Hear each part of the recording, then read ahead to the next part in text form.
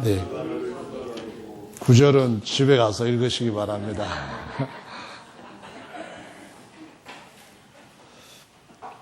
수요일에 성경 공부 시간에 잠언의 이 30장 말씀을 함께 나눴는데 수요일에 못 오신 분들은 아마 듣지 못하셨기 때문에 좀 같이 들었으면 하는 마음입니다. 유익이 될 것이라고 생각하고요. 새벽 기도 시간에 바울이 디모데에게 한 편지의 말씀에서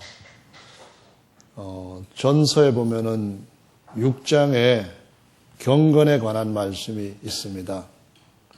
경건, 이게 뭘까?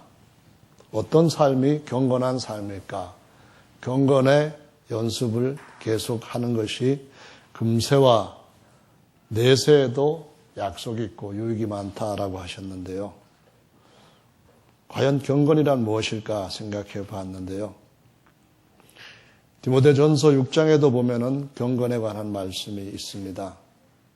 6장에 보시면은 3절 말씀부터 이렇게 기록이 되어 있습니다. 누구든지 다른 교훈을 하며 바른 말 곧 우리 주 예수 그리스도의 말씀과 경건에 관한 교훈에 창념치 아니하면 저는 교만하여 아무것도 알지 못하고 변론과 언쟁을 좋아하는 자니 이로써 투기와 분쟁과 회방과 악한 생각이 나며 마음이 부패하여지고 진리를 잃어버려 경건을 이익의 재료로 생각하는 자들의 다툼이 일어나느니라.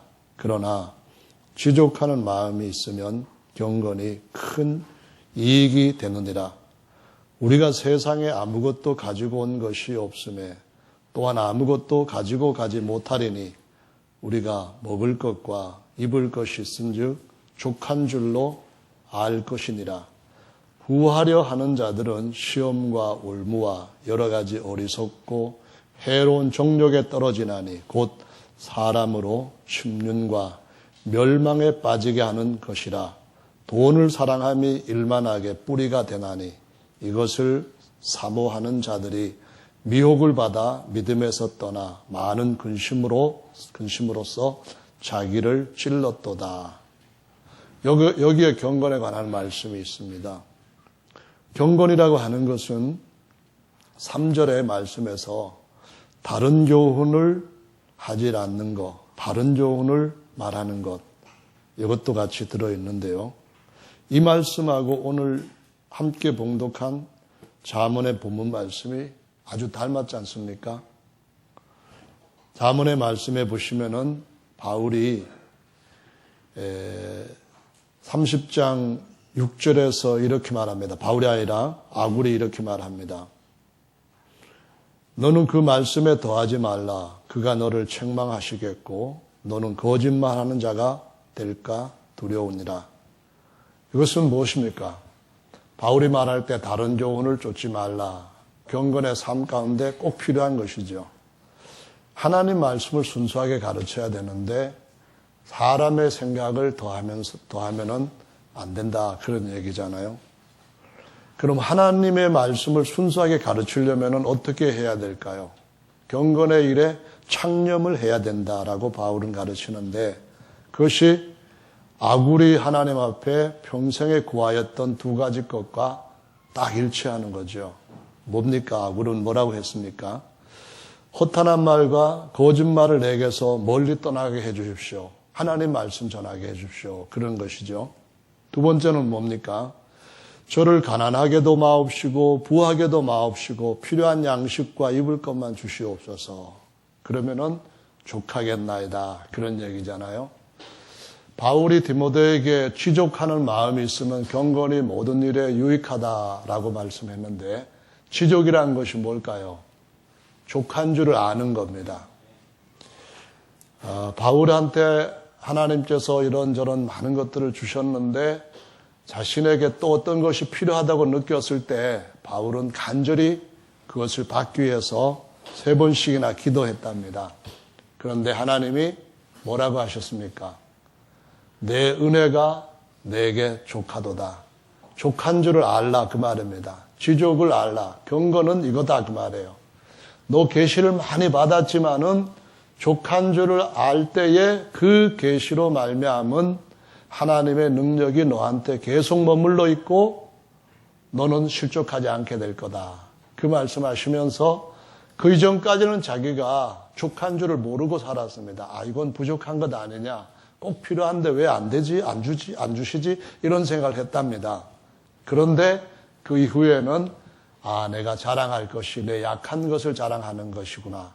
내 부족한 것을 자랑하는 것이구나. 그런 걸 알고 하나님 앞에 자기 약함을 계속 유지할 수 있는 십자가 외에는 자기를 죽이는 십자가 외에는 자랑할 것이 아무것도 없다. 이런 고백을 하게 되는데요. 그것이 아굴의 이 경건에 관한 것과 바울의 경건에 관한 것과 우리의 경건에 관한 것이 똑같다는 겁니다. 아굴 시대도 이것이 지혜이고 바울 시대에도 십자가의 도는 하나님의 지혜와 능력이고 말세를 살아가는 저와 여러분에게도 이것이 바로 하나님의 지혜와 능력이라는 말씀입니다. 아굴, 바울 닮은 점이 있는데요. 아굴은 어떤 점에서 바울과 닮았는가? 바울은 어떤 점에서 아굴과 닮았는가? 보면은요, 바울, 아굴 비슷하잖아요, 발음이. 그러니까 닮은 것 같죠. 진짜 닮은 것은 사도 바울이 자기 자신의 처지가 어떠한 존재인가 하는 것을 하나님 앞에 지각한 겁니다. 정말 자기 자신이 오직 필요한 것은 하나님이시다, 그리스도시다. 그거를 알고 그리스도는 나의 전부다. 그런 거를 굳게 붙잡고 그걸 얻기 위해서 자기 자신을 정말 낮추셨다는 겁니다. 하나님께서 이 땅에 오셔서 예수 그리스도로 자신을 계시하실 때에 예수님이 이런 말씀하셨습니다. 아버지요, 옳습니다. 이것을 지혜로운 자들한테는 숨기시고 아이들에게는 나타내심을 감사합니다. 이것이 하나님의 뜻입니다. 그런 말씀하시면서 하나님의 아들에 대하여서 아버지 하나님, 아버지에 대해서 아들과 아들의 소원대로 계시를 받는 자 외에는 아는 자가 없다. 그런 말씀합니다. 베드로가 주는 그리스도시요 살아계신 하나님의 아들이십니다라고 예수님 앞에 고백했을 때 이것을 내게 알게 한 이는 내 혈육이 아니고 하늘에 계시는 내 아버지시니라 라고 말씀하시므로 하나님의 아들이 어떤 존재인지를 아는 것은 계시에 의한 것이고 계시는 자신을 하나님 앞에서 어떤 있어야 할 자리에 놓을 때에 주께서 보여주시는 것이라는 겁니다. 그래서 사도 바울은 계시에 대해서 특히 하나님이 이전에 사람들의 아들 세대에서는 알리지 아니하시고 하나님의 아들 세대에 알리셨는데 영원 전부터 감추었던 비밀, 하나님의 경륜 이걸 얘기하면서 에베소 3장에서는 무슨 말을 하는가 보니까 자신이 그리스도 안에서 성도 중에 가장 작은 자라는 표현을 씁니다. 근데 디모데에서는 자족하는 것, 지족하는 것을 알고 나서 그 말을 디모데에게 가르치면서 전서 1장에서는 이렇게 말합니다. 참 미쁘도다 이 말이요. 그리스도께서 모든 죄인들을 구원하시려고 세상에 나타나셨도다 하면서 내가 전에 예수님 몰랐을 때는 죄인 중에 괴순이라 그런 표현을 씁니다. 그때 비로소 하나님께서 그에게 아들과 아들의 소원대로 계시를 계속 주셨다는 것을 의미하는 겁니다. 아굴을 한번 보십시오. 아굴이 2절에서 이렇게 말합니다. 나는 다른 사람에게 비하면 짐승이라 내게는 사람의 총명이 있지 아니하니라. 사람이 존귀한 자이나 그러나 어리석음 가운데 빠지게 될 때에 짐승봐도 못하다 그런 표현을 시편에서 말씀을 합니다. 정말 하나님이 우리를 존귀케 하셨는데 그 존귀케 하시는 것은 어떻게 되는가 하면은 자기 자신을 하나님 앞에서 어떤 존재인가 하는 걸 알고 그 자리에 있는 겸손, 그런 삶을 지켜가는 경건, 이것이 하나님이 우리를 계속 존귀케 하시는 것이라고 말씀합니다. 아굴이 자기를 짐승이라고 비교한 것은 내가 죄인들 중에 괴수다라고 생각했던 마인드와 같은 겁니다. 솔로몬이 저는 아이입니다. 이렇게 고백했던 것과 같은 겁니다. 예레미야가 저는 애기이기 때문에 말할 줄도 모르는 그냥 어눌한 애입니다. 이렇게 말하는 것과 같은 생각입니다. 그런데 이것이 하나님께서 주시는 은혜 안에서 어떤 것인가를 보면은 깜짝 놀라게 되죠. 사람들이 보통적으로 갖고 있는 지혜는 없다고 하면서도 하나님께서 주시는 지혜는 대단한 사람인 것을 보여주고 있습니다. 보십시오. 4절에 보면은 하늘에 올라갔다 내려온 자가 누군지 아느냐? 이거 아무한테 물어도 대답하기 쉬운 그러한 주제가 아닙니다. 이거는 시편에서 예수님께서 오셔가지고 요한복음 3장에서 니고데모에게 딱 말씀하실 때에 그 말씀을 하신 겁니다. 너 하늘에 올라갔다가 내려온 인자에 대해서 아느냐는 겁니다. 땅의 것에 대해서도 내가 믿지 못하겠거든 하물며 하늘에 대한 것을 말할 때 어찌 믿겠느냐 그 말씀을 합니다. 하나님께서 이 땅에 사람의 몸을 입고 오셔서 하나님의 아들이 이 땅에 사람의 몸을 입고 오셔서 그 아들이 하늘에서 내려온 인자 외에는 하늘에 올라간 자가 없느니라라고 니고데모에게 말씀하십니다. 지금 베들레헴 땅에, 지금 유대 땅에, 지금 예루살렘 땅에 거하시는 그분이 하늘에서 내려온 분이라고 말씀하시면서 인자 외에는 하늘에 올라간 자가 없느니라 이 말씀합니다. 이거 굉장한 말씀인데 이 아굴이 그 말을 합니다. 아굴이 어떻게 이런 질문을 할 수 있을까요? 어떻게 이렇게 반어법적으로 하나님으로부터 받은 더 완전한 지혜에 대해 가지고 말씀을 할 수 있을까요? 자신이 하나님 앞에 어떤 위치에서 살아가야 경건인지를 알았기 때문에 그런 것이죠. 그 뒤에 이어지는 말씀을 보시면은 바람을 장중에 모은 자가 누구이며 물을 옷에 싼 자가 누구인지 땅의 모든 끝을 정한 자가 누구인지 그 다음에 그 이름이 무엇인지 그 다음에 또 이어지는 말씀 마무리를 보십시오. 그 아들의 이름인지 내가 아느냐 이 말씀 보십시오. 아직까지 예수께서 탄생하시기도 전에 아들에 대하여서 아들의 이름에 대해서 내가 아느냐 이거 정말 놀라운 겁니다. 아버지께서 내게 주신 아버지의 이름으로 저들을 보존하였습니다 하고 요한복음 17장에서 예수님 기도하시는데 아버지께서 가지셨던 더 온전하신 이름으로 이 세상에 그 이름을 믿어 영생을 얻게 하려고 요한복음에 사도 요한이 이것만을 기록했다라고 오전 말씀에서 말씀을 드렸던 것처럼 그 아들의 이름이 무엇인지 너는 아느냐 할 때 대단히 놀라운 겁니다. 어떻게 이러한 것을 받을 수가 있을까요?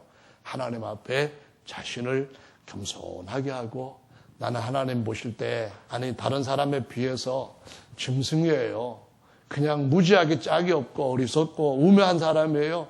이런 마음을 진짜 마음에 양심에 거리낌이 없이 하나님 앞에 가질 수 있는 사람. 하나님이 하나님의 비밀들을 계속 주실 수 있는 준비된 마음의 그릇을 가진 사람이라는 것입니다. 바울처럼 솔로몬처럼 예레미야처럼 그런 마음을 갖는다면 계시로서 아들이 누군지를 잘 알게 되실 줄로 믿으시기 바랍니다. 지난 시간에는 마태복음 11장에서 아버지에 대해서 알지 못하는 것은 계시를 받지 못했기 때문에 모르는 것이다 라는 말씀을 드렸습니다. 유대인들이 우리 아버지는 한 분이시니 곧 하나님이시니라 라고 야훼 하나님에 대해서 알고 믿는다고 고백까지 하면서 우리는 음란한 데서 나지 않고 오직 한 분 하나님만 우리 아버지로 믿고 있고 우리 전체는 한 분 하나님만을 남편으로 믿고 있는 하나님의 신부 백성이다 이렇게 고백한다 할지라도 예수께서 영존하시는 아버지 전능하신 하나님이심을 알지 못하면은 너희 아비는 마귀니라 이렇게 요한복음 8장 44절에서 말씀하셨던 것을 설명을 드렸습니다. 요한복음 8장 24절에서는 나는 있는 자니라 그렇게 말씀하셨고 나는 근이라 그렇게 말씀하셨고 나는 처음부터 너에게 말하여 온 자다 그런 말씀하셨고 나는 말씀으로 만물을 창조한 자다 그 말씀하셨을 때에 요한이 이 두 가지 예수님이 자신을 가리켜서 칭호로 말씀하신 것은 자신의 아버지심을 말씀하신 것인데 저들은 깨닫지 못하였더라 라고 말씀합니다. 왜 깨닫지 못했습니까? 계시를 받지 못했기 때문에 그런 거예요. 왜 계시를 받지 못했습니까? 예수님을 보면서 나사렛 촌 그냥 보잘것없는 그런 젊은이 정도로만 알았다는 겁니다. 육신대로만 그를 알았기 때문에 주님이 주시는 계시를 깨달을 수가 없다는 것입니다. 그 깨달아야 예수님이 영존하시는 아버지 이사야 9장 6절 말씀처럼 그런 분인 줄 알고 아버지와 아들과 성령의 이름으로 침례 주할 때에 딱 예수님의 이름으로 침례를 줄 수가 있거든요. 아멘. 그러면은 하나님의 아들이라는 신분은 어떤 존재입니까? 어떤 존재이길래 하나님께서 예수께서 베드로에게 이를 알게 한 이는 내 혈육이 아니고 하늘에 계시는 아버지께서 알게 하셨다. 너 진짜 복받았다. 그렇게 칭찬하셨을까요? 하나님의 아들이라고 하는 존재는 정말 대단한 존재입니다. 김기정 집사님이 수요일 성경 공부를 하고 그 말씀을 그릇에 담아가지고 저쪽에 강원도로 가서 같이 사업하는 분한테 얘기를 했답니다. 그분은 한참 동안 성경을 안 읽다가 어느 날 앞에 그날 아침에 성경 요한복음을 딱 펴놓고 누가 펴놨길래 읽었는데 예수님이 어떤 분인가를 소개하는 침례 요한이 내 뒤에 오시는 이분은 나보다도 먼저 계신다 뭐 그런 얘기를 하는 걸 읽어보고서는 이게 도대체 무슨 소린가 해가지고 아이고 못 이해하겠다고 덮어버렸는데 딱 만나가지고 하나님의 아들에 대해서 압니까 하면서 먼저 계시는지 나중 계시는 이 얘기를 하니까 마치 자기 마음을 탁 독심술로 읽은 사람인 줄 알고 무서워요 그런 소리를 몇 번 했답니다. 근데 사실은 하나님의 아들에 대한 것을 아는 것은 주님이 우리에게 계시를 통하여서 알려주시는 만큼의 아주 놀라운 것입니다. 요한복음은 마태복음하고는 다릅니다. 마태복음은 아브라함의 자손, 다윗의 자손, 마리아의 아들 이런 식으로 예수님을 소개합니다. 어린 양으로 십자가에 가실 그런 분으로 소개합니다.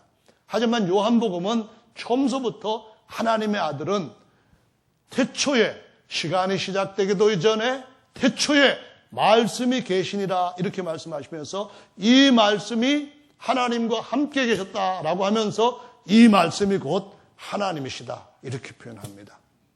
아들이 하나님이다 그 표현은 아니지만은 어린 양은 만왕의 왕이시오 만주의 주요 뭐다 신들의 모든 신이다 이렇게 말할 만큼 예수님은 신격과 인격으로 완전히 하나가 된 분으로서 하나님의 아들을 계시로 알게 된다고 한다면은 그 아들이 태초부터 어떤 존재인가 하는 것을 아는 데서 주님이 주시는 복이 있다고 하는 것을 말씀하시는 겁니다.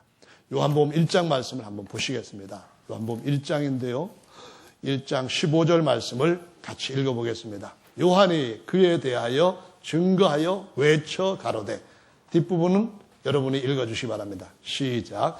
내가 전에 말하기를 내 뒤에 오시는 이가 나보다 앞선 것은 나보다 먼저 계심이라 한 것이 우리 번역을 정확하게 읽어보시기 바랍니다.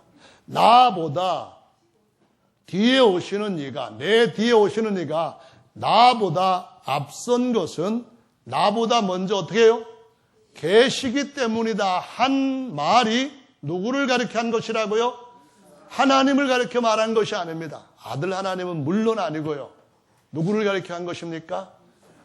요한복음 처음서부터 태초에 말씀이 계시니라 그 말씀입니다. 요한 1서에서는 태초부터 있는 생명의 말씀을 우리가 보았고 만졌고 우리 가운데 소유한 바라고 말씀하고 있습니다. 분명히 예수님이 마태복음의 기준으로 볼 때 다윗의 아들 요셉의 아들로 2000년 전에 베들레헴에서 탄생한 분이지만은 분명히 그분은 사람의 아들로서 이새의 줄기에서 난 한 가지가 아니라 하나님의 이새 뿔에서 난 한 가지로서 또 놀라운 부분을 갖고 있다는 겁니다. 이새 뿔은 하나님입니다. 하나님으로서 나보다 먼저 계시는 것이 아니라 나보다 앞선 것은 나보다 먼저 계시는 이 사람을 가리켜 말한 것이다 라고 말씀하는 겁니다. 16절을 읽어보겠습니다. 아니 10절이라 26절을 읽어보겠습니다. 시작.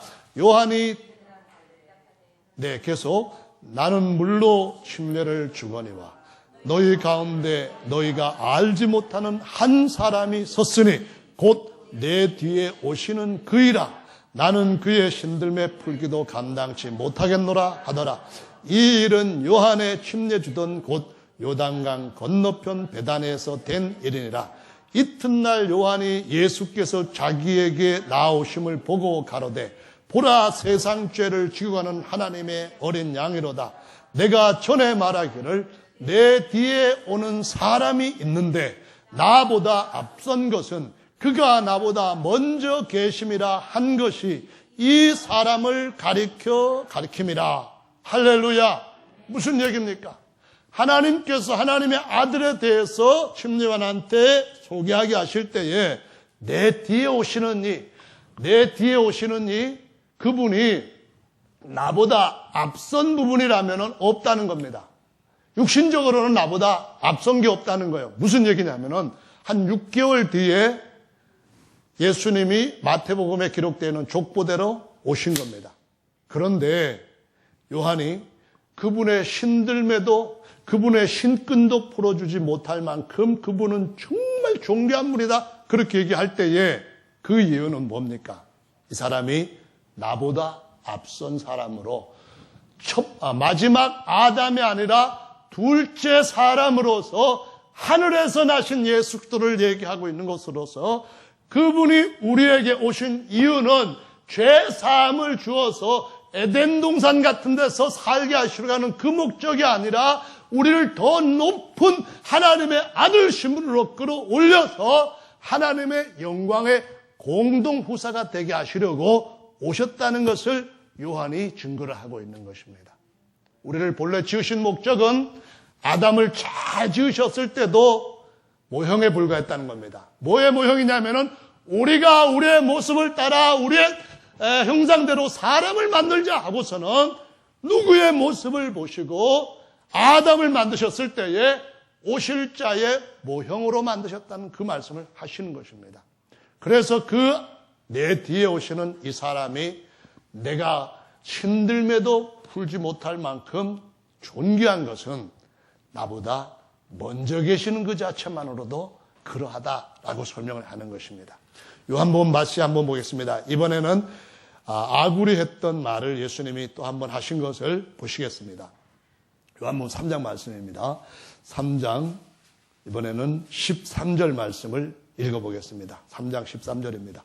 읽습니다. 시작. 하늘에서 내려온 자 곧 인자 외에는 하늘에 올라간 자가 없느니라. 할렐루야. 하늘에 올라간 자가 없다. 그 말씀은 무슨 말씀입니까? 지금 내가 땅에 있을 때에 아담의 후손으로서 아브라함의 후손으로서 다윗의 후손으로서는 내가 땅에 있지만은 하나님의 아들로서 이세 뿌리의 가지로서는 내가 지금 하늘에 올라가 있는 자다라고 말씀합니다. 하늘에 올라간 자 무슨 뜻입니까? 그 하늘은 모든 것들을 다 발 아래 두는 최고로 높은 하늘이라는 것입니다. 31절 읽어보겠습니다. 시작. 위로부터 오시는 이는 만유 위에 계시고 땅에서 난 이는 땅에 속하여 땅에 속한 것을 말하느니라. 하늘에서 오시는 이는 만유 위에 계시나니. 할렐루야. 여기에서 위로부터 오시는 이가 누굽니까? 하나님의 아들을 말씀하시는 겁니다. 그가 어디에 계십니까? 만유 위에 계시는 것입니다. 아멘. 하나님의 아들은 이 땅에 다윗의 자손으로 오셨을 때에도 여전히 만유 위에 하늘에 계시는 분이시다 라고 말씀합니다. 그가 내리신 이유는 우리를 모든 것 위에 만유 위의 교회로 세우시기 위함이라고 말씀하시는 겁니다. 그래서 요한복음 3장으로 돌아오셔서 3절 말씀을 읽어보십시다. 3절 시작. 3장 3절입니다. 시작. 예수께서 대답하여 가라사대 진실로 진실로 내게 이르노니 사람이 거듭나지 아니하면 하나님 나라를 볼 수 없느니라. 여기에 거듭나지는 번역자들이 의역을 한 겁니다. 직접 원문 뜻대로 번역을 하지 않고 사람들이 쉽게 이해할 수 있도록 그냥 태어났으니까 또 한 번 더 태어나면 된다. 이런 의미로 거듭나지, born again 이런 의미로 번역을 했다는 겁니다. 그런데 나나주가 있는 성경에 보시면은 거기에서는 위에서 나지 아니하면 이렇게 말씀합니다. 위에서 나지 아니하면 그 단어는 그대로 31절에서 위에서부터 오시는 이는 만유 위에 계시나니 그 말씀을 하시는 겁니다. 만유의 것을 말씀하시는 분이다. 그 말씀합니다. 내 나라는 땅에 속한 것이 아니라 모든 것 위에 있다 하시면서 우리를 그 나라를 보게 하시고 그 나라에 들어가게 하시기 위해서 오셨다고 말씀합니다. 그 나라가 어떤 나라입니까? 주님이 지으신 모든 것들을 다 발 아래 두는 만유의 영역의 나라인 줄로 믿으시기 바랍니다.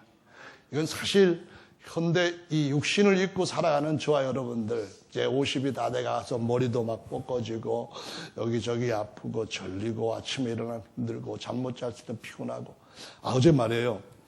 제가 한 11시 좀 넘어서 집에 가서 이제 막 자려고 제 아내를 재우고 있었습니다. 그런데 한 30분쯤 지나가지고 전화가 탁 울렸습니다. 보니까 목사님 뭐 좀 드리고 싶어요 하면서 전화를 아마 걸으신 것 같아요. 그래서 전에도 몇 번 그걸 받았는데 이걸 받으려고 또 가면은 한 1시간은 아니면 30분은 기다려야 되는데 그러다 보면은 제 아내가 잠을 또 못 자게 되고 나도 못 자게 되고 그럴 테니까 그냥 받지 말자고는 그냥 잠을 자기로 했습니다. 했는데 자려고 이리 뒤척 저리 이리 뒹굴 저리 뒹굴 손 한마 발도 주물르고 막 안마도 하고 막 그랬는데 잠든 시기가 3시 20분 넘어서 잠이 들었습니다. 그 새벽기도 갔다가 이제 갔는데 정말 선물을 주시는 건 정말 진심으로 감사해요. 하지만은 밤늦게 오셔가지고 주실 때는 그것도 정말 감사한 일이죠. 어쨌든 간에 받지는 않았습니다. 아직까지 받지는 않았지만은 우리 육체라고 하는 것은 여러 가지 이 세상 환경에서 쌓여 살다가 보니까 거기에 더 많이 집중돼서 거기에 이끌려가지고 같이 삽니다. 내가 하나님의 아들로 만유에 있는 하나님의 모든 걸 물려받을 그리스도와 함께하는 후사다. 이런 생각들을 우리를 꽉 잡고 산다고 한다면은 뭐 그냥 맨날 구름 위에 사는 것처럼 즐겁겠습니다만은 그래도 이것을 잊어서는 안 되는 줄로 믿으시기 바랍니다. 세상에 우리를 알지 못하는 것은 하나님의 아들을 알지 못하기 때문에 그런 것입니다. 하나님의 아들이 나타나시는 때가 되면은 우리가 저와 같을 줄을 알라고 사도 요한은 말씀하고 있습니다. 그와 같은 형상으로 병케 될 것인데 그가 만유 위에서 만유를 발 아래 두는 것 같이 만유를 자기 발 아래 복종케 하시는 역사로 우리를 높이실 것을 절대로 놓치지 마시기를 바랍니다. 힘들어도 피곤해도 잠 못 자고 뭐 부족하고 뭐 하나 할지라도 지족을 배우시는 저와 여러분들 되시기를 바랍니다. 이상을 붙들고 사는 것으로 주님 제가 하나님의 약속에서 벗어나서 거짓말 전하지 않게 해주십시오. 하나님 제가 하나님이 주시는 이성을 따라서 하나님의 주시는 계시를 따라서 살 수 있도록 육신에게 매이는 것들을 제발 좀 풀어주시고 거기 초연해가지고 주님 말씀 위에 살아갈 수 있도록 은혜를 주십시오. 이것이 바로 아굴이 우리에게 주시는 지혜요 자문입니다. 하나님, 저는 하나님 앞에 정말 부족하게 척이 없고 하나님 없으면 아무것도 아닌 짐승 같은 존재입니다. 이 예수님 침례교회에서 제일 부족한 작은 자 중에서 가장 작은 자입니다. 정말 저는 제가 죄인의 개수였습니다. 그런데도 정말 미쁘시게 저 같은 자에게 하나님을 아는 지혜와 지식을 주셨으니 저는 이것이 다른 모든 사람들이 갖고 있는 것보다도 더 큰 보배인 줄 알겠습니다. 하지만 육체를 입고 있는 이 동안에는 그래도 먹을 것 때문에 도적질하거나 너무 부자가 돼가지고 하나님도 필요 없고 뭐도 필요 없고 내가 하고 싶은 대로 다 할 수 있어. 이런 오만 방자한 자리에 앉지 않도록 좀 붙잡아 주세요. 이것이 내 은혜가 족하다고 하는 그 가운데서 사는 경건의 삶이다라고 가르쳐 주시고 있습니다. 저 여러분들이 그래서 경건은 훈련으로 범사의 유익을 주고 미래에 아주 좋은 약속을 주는 것인 줄로 믿습니다. 하나님은 우리를 위해서 태어나게 하셨고 모든 만물들이 우리 발 아래 복종케 되는 그날을 우리에게 나타내 보이실 것입니다. 할렐루야.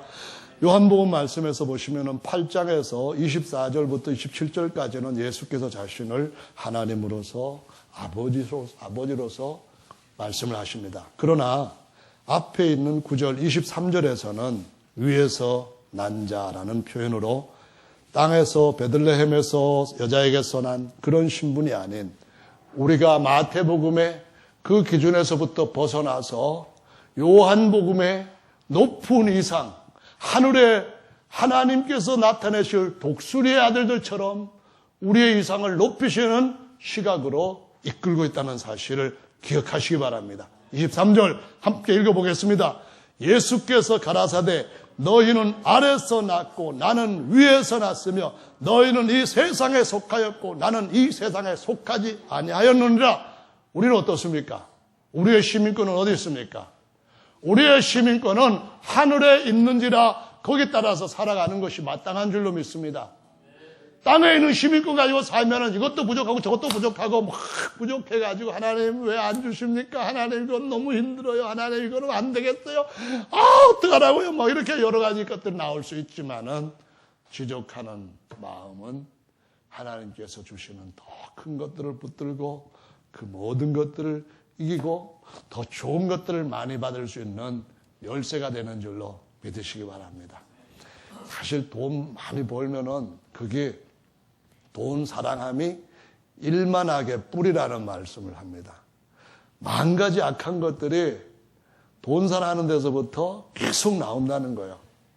나중에는 유다처럼 온갖 염려와 근심이 자기 믿음을 찔러서 자살하게 한다는 겁니다. 영적 자살. 그래서 하나님 앞에서 이런저런 육신의 것들이 더 좋아지는 반면에 영적인 것들이 더 빈곤해져서 아무것도 없으면서도 우리는 부족한 것이 없다. 그렇게 하는 라오디게아 정신에 빠질 수가 있다고 하는 것이 마지막 시대를 살아가는 성도들에게 주시는 권고인 줄을 아시고 저와 여러분들이 지족하는 삶을 잘 하시기를 바랍니다. 이렇게 생겼어도 하나님의 작품, 잘생긴 사람보다도 더 많은 것들 하나님이 주셨고 어디가 약하고 어디가 아파도 여전히 그 가운데서 하나님이 더 좋은 것 주실 수 있으니까 할렐루야요.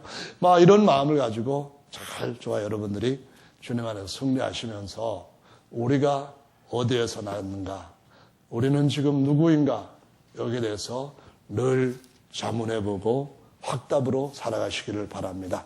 자, 다시 한번 믿음의 조상 아브라함의 이야기를 한번 보시겠습니다. 똑같은 요한복음 8장입니다. 요한복음 8장 찾으셨죠? 55절 말씀부터 58절까지 읽어보겠습니다. 55절부터 58절입니다. 찾으셨죠? 읽습니다. 시작. 너희는 그를 알지 못하되 나는 아노니 만일 내가 알지 못한다 하면 나도 너희같이 거짓말장이가 되리라. 나는 그를 알고 또 그의 말씀을 지키노라. 너희는 너희 조상 아브라함은 나의 때 볼 것을 즐거워하다가 보고 기뻐하였느니라. 유대인들이 가로되 내가 아직 50도 못 되었는데 아브라함을 보았느냐? 예수께서 가라사대 진실로 진실로 너희에게 이르노니 아브라함이 나기 전부터 내가 있느니라. 아멘. 아버지를 아는 것, 예수께서 아버지와 아들로 하나가 되신 것, 아는 것은요, 이것은 계시를 통하여 알 수 있습니다. 계시 통해서 안 사람들, 아버지께서 예수님이다, 예수님이 아버지다 이렇게 말하지 않고 다른 말 하면은 거짓말하는 자들입니다. 아멘. 거짓말하는 자가 누굽니까? 요한 1세 보면 2장에서 적 그리스도에게 간 자들이라고 말합니다. 아버지와 아들이 있는 자가, 예수님이 있는 자가 아버지와 아들을 가진 자라고 말씀하고 있습니다. 그런데 아버지만 아는 것이 아니라 하나님의 아들이 누군지를 아는 것도 겸손한 가운데서 주님 앞에서 자신의 비천함을 자각하는 데서 주님이 주시는 계시라는 겁니다. 뭐라고 말했는가 하면 아브라함이 나의 때 볼 것을 기다리면서 즐거워하다가 보고 기뻐했다 이렇게 말씀을 하니까 네가 50도 안 된 주제에 지금 30세밖에 안 된 것이 어떻게 아브라함 시대에 있어서 아브라함이 너를 봤다는 말이냐? 그렇게 나옵니다. 무슨 얘기죠? 정말 맞는 얘기죠. 어떻게 보면은. 예수는 50 안 됐습니다. 사람의 아들로서는 30세 정도입니다. 그런데 하나님의 아들로서는 침례요한이 있기 전보다 먼저 계신 분입니다. 침례요한은 아브라함의 아들 후손입니다. 침례요한 물론이고 믿음의 조상, 유대인의 조상 아브라함이 있기 전부터 예수님은 계시는 분이십니다. 뭘로요? 스스로 계시는 하나님으로서 계시는 것과 이거 사람으로 있는 것, 그거 비교한다면 이거는 외람된 것이고 신성모독입니다. 하나님의 아들로서 만유를 지으시기 전부터 하나님이 아들을 낳으시고 아들의 모습을 보시고 아담을 창조하시고 어느 땐가는 하나님의 영광의 형상인 아들과 같은 모습으로 맏아들의 형상을 본받게 하기 위하여 우리를 지으셨다고 말씀하시고 있습니다. 영원 전부터 피조물을 지으시기 전부터 하나님은 이렇게 예정하셨다고 말씀하시고 있습니다. 이것은 하나님이 시간과 공간을 초월해서 하늘에서 이미 다 이룬 것이라고 말씀하시고 있습니다. 아브라함의 때가 언제입니까? 아브라함이 예수님 때를 보았다. 언제입니까? 창세기 2번 나오죠. 물론 3번 하나님으로서 예수님을 본 적도 있겠죠. 하나님을 본 것이 전능하신 하나님. 그분이 바로 예수님이 이사야 9장 6절에서 전능하신 하나님, 영존한 아버지. 그렇게 말씀하신 것과 같은 거니까요. 근데 아들로서는 예수님을 2번 경우를 봅니다. 하나는 창세기 14장에서 멜기세덱을 만났을 때에 예수 그리스도를 보았습니다. 무슨 아들로 예수를 본 것입니까? 이것이 바로 히브리서 7장의 말씀입니다. 멜기세덱은 하나님의 아들과 방불하되 그는 아버지도 없고 어머니도 없는 자다. 그렇게 말합니다. 아버지 없으니까 하나님 아버지시다. 그런 의미가 아닙니다. 이 히브리서 7장은 멜기세덱의 반차를 쫓는 사람으로서 주는 그리스도시요 메시아로서 제사장으로서 예수님을 얘기하는 겁니다. 제사장으로서 아들로서 예수님은 시작한 날이 없습니다. 왜 없습니까? 만유를 지으시기 전에 그를 낳으셨기 때문에 골로새서 1장 15절에 하나님의 영광 형상으로 낳으신 아들은 만유보다 먼저 나시고 17절에는 그가 만유보다 먼저 계시고 그 말씀하시면서 이것은 만세로부터으로 감췄던 것인데 이제는 영광의 소망인데 너희 안에 계시는 그리스도다. 그렇게 말씀하신 아들에 관한 이야기입니다. 할렐루야. 그래서 히브리서 7장의 말씀에는 시작한 날도 없고요. 아비도 없습니다. 보통 땅에 있는 제사장들은 아버지 있고 어미 있고 다 있습니다. 시작한 날은 있고 족보 다 있습니다. 족보 없으면은 구약에서 어떤 자도 하나님의 백성으로 인정이 안 됩니다. 족보 없으면은 특히 레위 지파에서 아론의 아들이라고 하는 증거 없으면은 절대로 성소에 들어갈 수가 없습니다.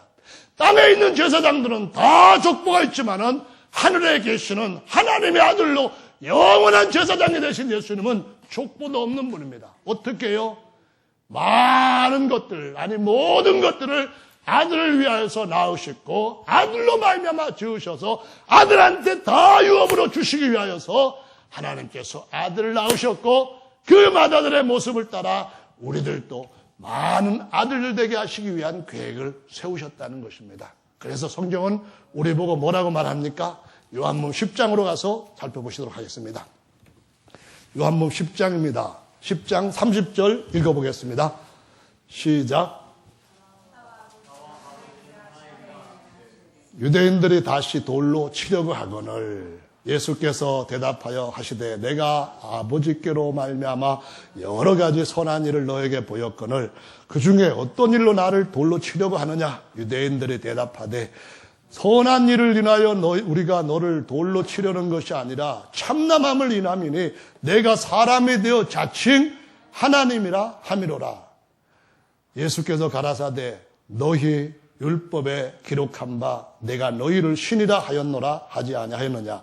성경은 피하지 못하나니 하나님의 말씀을 받은 자들을 신이라 하셨거든 하물며 아버지께서 거룩하게 하사 세상에 보내신 자가 나는 하나님의 아들이라 하는 것으로 너희가 어찌 참남하다 하느냐. 여기에서요 33절 말씀에 보면은 내가 사람이 되어 자칭 신이라 말함이로라 이렇게 번역해야 맞는 말입니다. 하나님이라고 하는 용어를 신이라고도 번역을 하지만은 하나님 구약에서는 엘로힘이라고 하는 단어를 하나님으로도 번역하지만은 신으로도 번역합니다. 그런데 하나님은 오직 단 한 분밖에 계시지 않는다고 성경 말씀합니다. 그런데 같은 하나님이라고 하는 의미가 아니라 단어는 똑같이 엘로힘이라 할지라도 신약성경에서 헬라어로 데오스라고 할지라도 이거를 하나님으로 번역해야 어감에 맞는 게 있고 신으로 번역해야 어감에 맞는 것이 있습니다. 나 외에 다른 신이 없다는 말은 나 외에 다른 하나님이 없다 그런 말씀입니다.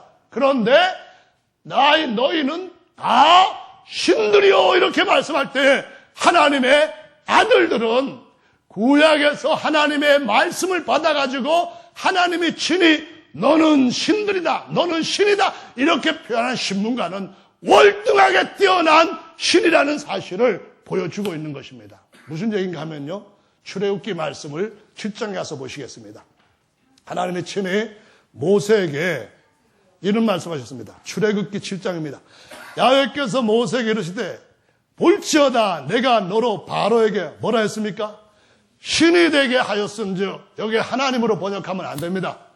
바로 누굽니까? 당대의 최고의 강한 큰 나라를 갖고 있던 이 왕입니다. 왕 앞에 뭐가 되게 하셨습니까? 왕의 신으로 섬기는 것들보다도 뛰어난 신이 되게 하셨습니다. 애굽 사람들이 다 신이라고 여겼던 것을 모세가 노인 한 사람이 가가지고 지팡이로 전부 다 두드려 패버렸습니다. 하나는 머리를 깨버리고 하나는 다리 뭉댕이를 부들어버리고 하나는 그냥 발을 붙여버리고 그냥 10개, 20개를 다 신들을 심판했다고 하는 말씀에서 모든 신들을 다 부숴버리고 하나님이 구약의 말씀 정도를 받은 모세를 세상의 큰 왕의 뭐가 되게 하셨습니까? 신이 되게 하셨습니다. 하나님의 말씀은 패하지 못하나니 성경은 패하지 못하나니 뭐라 했습니까? 구약의 언약, 낮은 언약, 하갈의 언약을 받은 사람들도 신이라고 했는데 하물며 하나님의 영으로 다시 태어난 사람들, 하나님께서 자기가 영으로 낳은 진짜 하나님의 아들들이 나 하나님의 아들이다 하는 것이 뭐가 문제가 됐냐? 주님이 그렇게 말씀하시는 겁니다. 저와 여러분들이 하나님 안에서 다시 태어나게 될 때에 모세 율법을 받은 것보다 더 출중한 성령으로 우리 속에 하나님의 새로운 언약을 기록하게 한 하나님의 후사가 될 자들로 세우신 줄로 믿으시기 바랍니다. 이제는 또 한 번 시편 말씀 82편을 가보겠습니다. 시편 82편. 82편 가기 전에 8편을 먼저 보시겠습니다. 8편. 찾으셨죠? 8편에 2절 말씀을 보시면 1절 말씀 보면 모든 주의 영광을 하늘 위에 두셨나이다. 2절 말씀 보면은 어린아이와 같은 젖먹이 입으로 말미암아 칭찬과 권세와 권능을 세우시며 그렇습니다. 하나님 앞에 자신을 낮추는 사람. 자, 그 다음 보십니다. 이번에는 4절 말씀입니다. 사람이 무엇이간데 주께서 저를 생각하시며 인자가 무엇이간데 주께서 저를 권고하시나이까. 5절입니다. 저를 뭐예요? 천사. 원래 히브리 말에서 이 단어는 천사가 아닙니다. 뭘까요? 엘로힘입니다. 나나조에 있는 선절 보시면은 엘로힘보다도 조금 못하게 하셨지만은 잠시 후에는 존귀와 영광으로 관을 씌우셨나이다. 이렇게 나온 말씀입니다. 이것이 바로 히브리서 2장에서 하나님께서 우리를 어떻게 세울 것인지 맏아들을 통하여 우리에게 어떻게 많은 아들들 되게 하실 것인지 그 존귀와 영광으로 씌우실 것에 대한 예언의 말씀을 기록한 것입니다. 에노스 누굽니까? 에노스는 셋의 아들입니다. 이걸 뭐라고 번역합니까? 사람이라고 번역합니다. 벤 아담, 이걸 뭐라고 번역하십니까? 여기에 보시면은 벤 아담이 오늘 말씀에 사람이 무엇이간데 해서 에노스가 무엇이간데 인자가 무엇이간데 거기에서 벤 아담이 무엇이간데 그렇게 말씀합니다. 아담, 셋의 아들 에노스 모두에게 잠깐 동안 천사보다 못하게 하시고 후에는 어떻게 하신다고요? 엘로힘보다 뛰어난 존재라고 표현합니다. 그것을 엘로힘을 신약 성경에서는 천사라는 말로 번역하고 우리 성경에서도 엘로힘을 신들이라고 번역하지 않고 그냥 천사라고 번역을 했습니다. 자, 이번에는 시편 82편을 보시겠습니다. 82편 찾았으면 읽겠습니다. 시작. 다 읽지 않고요. 1절 시작. 하나님이 하나님의 회 가운데 서시며 재판장들 중에서 판단하시되, 여기서요 하나님이라는 말은 히브리 성경에서는 엘로힘이 그 말입니다. 그 다음에 하나님의 이 말은 엘로힘의 회, 그런 말입니다. 우리는 개역 성경을 쓰고 있는데 대부분의 이제 개신교에서는 개역 개정을 쓰고 있습니다. 개역 개정에는 하나님이 그 다음에 뭐라고 표현하냐면은 신들의 모임 가운데 서시며 그렇게 말씀합니다. 하나님은 나 외에 다른 신이 없다라고 분명히 말씀하십니다. 절대로 하나님과 같은 신은 없는 줄로 믿으시기 바랍니다. 그런데 하나님은 하나님의 모임 가운데, 이게 아니라 신들의 모임 가운데 함께 하신다, 그 말씀하시면서 재판장들 중에서 판단하시다 했는데 원래 그 단어가 엘로힘입니다. 엘로힘 가운데서 판단하시며 그 말씀이 우리를 천사들보다 뛰어난 엘로힘으로 만드시는데 신들로 만드신다는 겁니다. 어디를 보신가 하면은 6절 말씀입니다. 같이 읽어보겠습니다. 시작.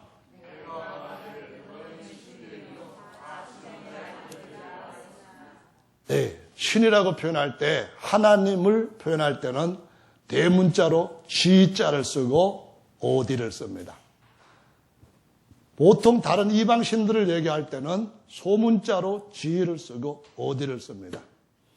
우리는 하나님께서 자신과 비교할 자가 없다고 말씀하신 것처럼 대문자로 가시 아니라 소문자로 너희들은 신들이요 라고 말씀하시는 하나님의 후사들인 줄로 믿으시기 바랍니다.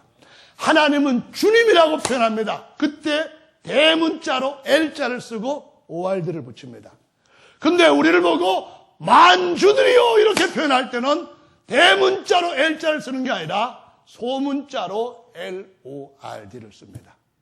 하나님은 영원히 왕이시다 할 때에 그 유일하신 왕이랄 때는 킹을 대문자로 K를 씁니다.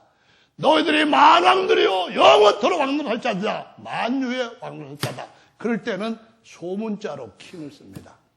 여러분, 하나님이 우리를 하나님의 후사로 세우시려고 하시는 줄로 믿으시기 바랍니다.